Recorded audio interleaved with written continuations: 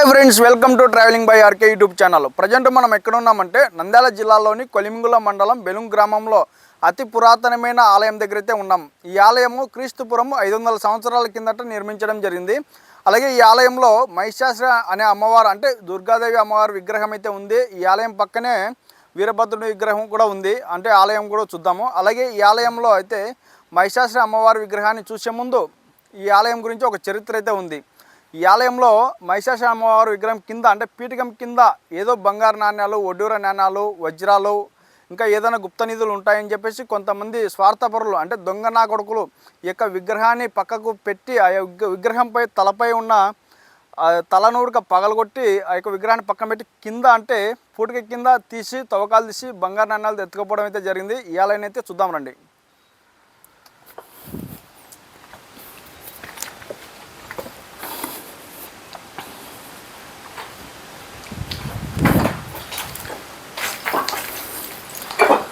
చూస్తున్నారు కదా, ఇది మహిషాసుర అనే అమ్మవారు అంటే దుర్గాదేవి అమ్మవారు. ఈమె తలపైన చూడండి, ఇలా అంటే తలపైన అంటే తల వెనుక భాగంలో ఏదైనా నాణ్యాలు కానీ వడ్డూర వజ్రాలు కానీ పెట్టింటారు పూర్వీకులు అనే నమ్మకంతో స్వార్థపరులు అంటే దొంగనా కొడుకులు వచ్చి ఫస్ట్ ఈ అమ్మవారి విగ్రహం అయితే ఇలా పైకి ఉండేది, అంటే పై భాగంలో ఉండేది. కింద పీఠకం కింద ఏదైనా వజ్రాలు, వడ్డూర నాణ్యాలు, అలాగే ఇంకా డైమండ్స్, గుప్త నిధులు ఉంటాయని చెప్పేసి ఇక్కడికి వచ్చే వాళ్ళు ఈ యొక్క విగ్రహాన్ని పక్కన పెట్టి ఇదంతా మొత్తం తవ్వినారు. ఇది కూడా చూడండి తవ్వినది, ఇది చూపితా. అలాగే విగ్రహం వెనుక ఊరికి ఓన్లీ సపోర్ట్తో రాలే ఊరికి పెట్టినారు. ఇక్కడ చూడు, ఇక్కడ చూపి. అంటే ఇప్పుడు విగ్రహము ఫస్ట్ పైన ఉండేది, అంటే ఇది ఇదంతా ఒక పీఠిక. ఈ పీఠికను తవ్వి తీసినారు. అలాగే లోపల కూడా వెళ్దాంగా.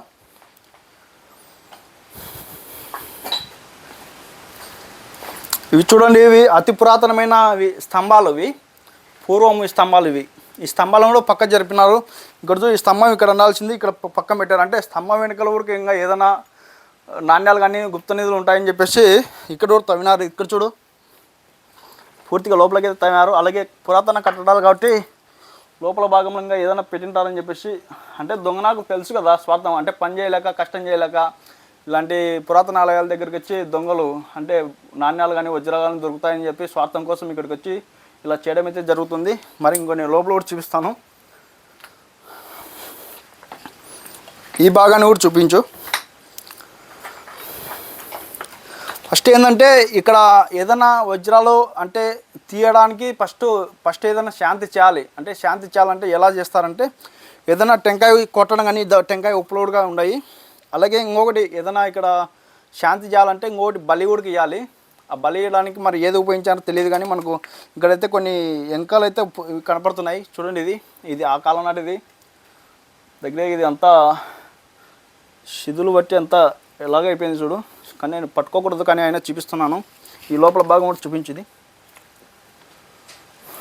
చాలా భయంకరంగా తోయారు. అంటే ఇక్కడ తీసుకుపోయినట్టు కూడా వాస్తవంగా అయితే ఉంది. ఇక్కడ ఇక్కడ అది చూపి అక్కడ కూడా మన పూర్వీకులు రాజులు అంటే చాళుక్యుల రాజులు అంటే విజయనగర కాలం నాటివి గుళ్ళు కాబట్టి ఆలయాలు కాబట్టి నిజంగా అప్పుడు ఏదైనా డైమండ్స్ కానీ వజ్రాలు కానీ లోపల పెట్టే అవకాశం ఉంది. ఇలా పెట్టి ఇలా ఏదైనా రాయి పెట్టిపోతుంటారు.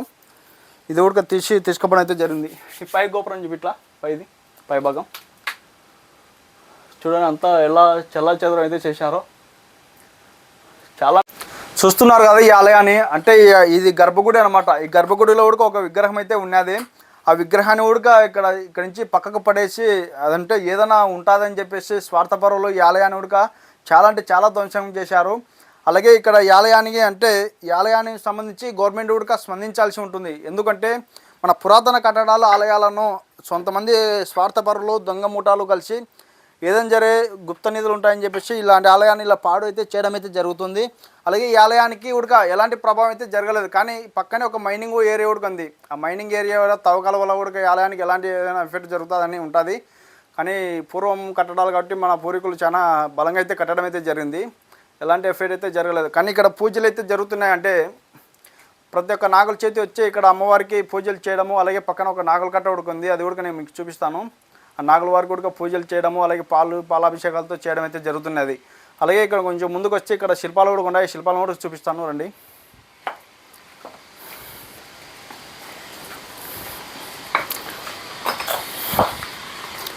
ఇక్కడ చూడండి, ఈ యొక్క శిల్పాల లోపల కూడా ఏదైనా ఉంటాయని చెప్పేసి చాలా వరకు శిల్పాల వరకు ధ్వంసం అయితే చేశారు.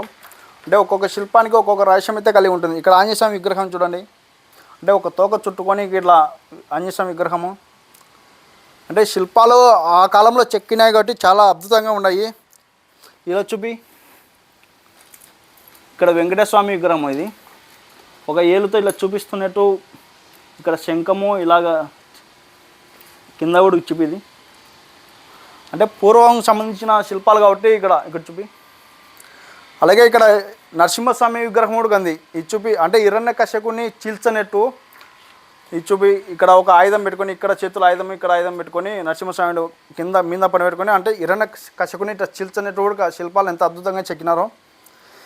అలాగే కొంతమంది దేవతలు అంటే పూర్వం అంటే అప్సరప్సలు అంటారు. ఈ యొక్క శిల్పాలను చెక్కడం ఎంతో ప్రాధాన్యత ఉంది. ఒక్కొక్క శిల్పాన్ని వెనుక ఒక్కొక్క రహస్యం అయితే కలిగి ఉంటుంది. ఇప్పుడు ఈ శిల్పాలను ఎంత హీనంగా పాటు చేశారంటే ఇక్కడ చూడు, ఈ స్తంభాన్ని వరకు ఇక్కడ ఏదైనా ఉంటాయని చెప్పేసి ఇక్కడ చీల్చడం జరిగింది. ఇది కొంచెం ఇలా వెళ్తే దీని పరిస్థితి ఏంది, ఆలయం పడిపోయే అవకాశం కూడా ఉంటుంది. ఆలయం పై భాగాన్ని కూడా చూపేది అక్కడ చూపి. చాలా అంటే చాలా ధ్వంసం చేశారు కొంతమంది స్వార్థపరులు. అలాగే ఈ ఆలయం పక్కన కూడా నాగుల కట్ట కూడా ఉంది, అది కూడా నేను మీకు చూపిస్తాను, వెళ్దాం రండి.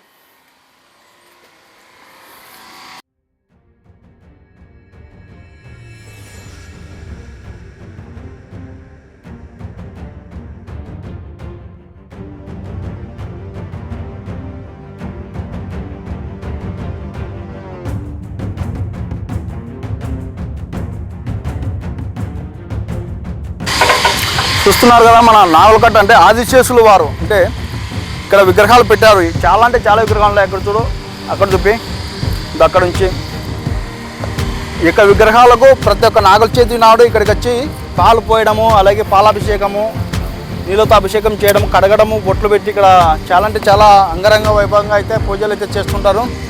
కానీ ఇప్పుడైతే చాలా శిథిలా వ్యవస్థకు చేరినాయి. అంటే ఎలా చేరినాయి అంటే శిథిలా వ్యవస్థకు అంటే దీనిలో వెనక కూడా ఏదైనా ఉంటుందని చెప్పేసి గుప్త నిధులు కానీ ఇంకా ఏదైనా ఉంటాయని చెప్పేసి స్వార్థపరులు ఇలా ధ్వంసం అయితే చేయడం జరిగింది. అలాగే పక్కన వీరభద్రుడు ఆలయం కూడా ఉంది, అది కూడా నేను మీకు చూపిస్తాను పదండి.